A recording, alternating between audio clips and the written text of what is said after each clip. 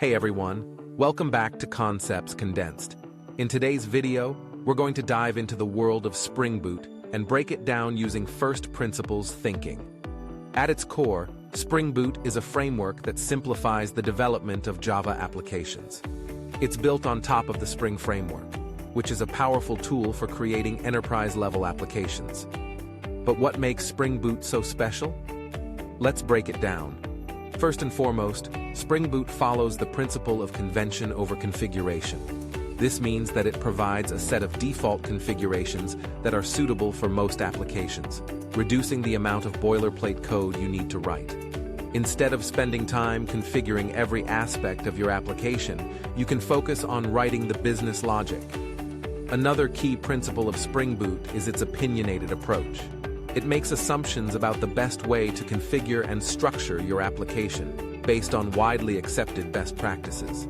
This opinionated nature helps to enforce a consistent structure across different projects, making it easier for developers to understand and maintain the codebase. SpringBoot also embraces the principle of auto-configuration. It automatically configures your application based on the dependencies you have included in your project. For example, if you add a database dependency, SpringBoot will automatically configure a data source and provide default settings for connecting to the database. This auto-configuration feature saves a lot of time and effort in setting up the necessary components. In addition to auto-configuration, SpringBoot provides a wide range of starter dependencies. These are pre-configured libraries that you can easily include in your project to add specific functionality. For instance, if you want to build a web application, you can include the SpringBoot Starter Web dependency, and SpringBoot will set up all the necessary components for a web application, such as an embedded server and REST controllers. Another important aspect of SpringBoot is its embedded server. Traditionally, deploying a Java application required setting up a separate web server and configuring it to run your application. With SpringBoot, you can create standalone applications that include an embedded server, such as Tomcat or Jetty. This means you can package your application into a single executable JAR file and run it directly, without the need for an external server. SpringBoot also promotes the use of externalized configuration. Instead of hard-coding configuration values in your code, you can define them in properties files or environment variables.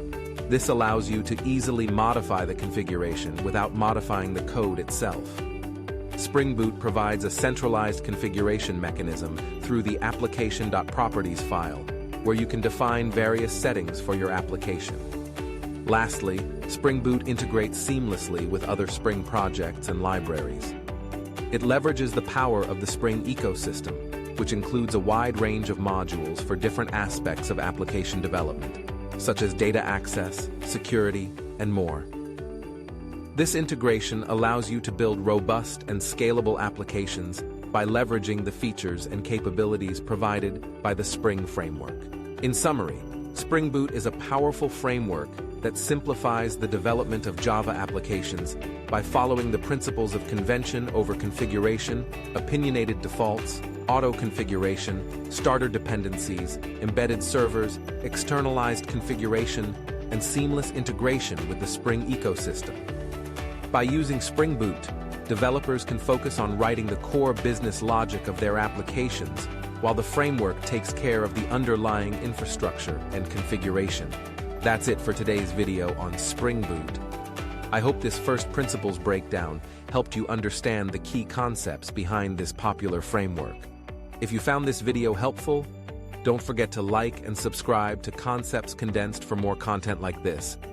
Thanks for watching, and I'll see you in the next video.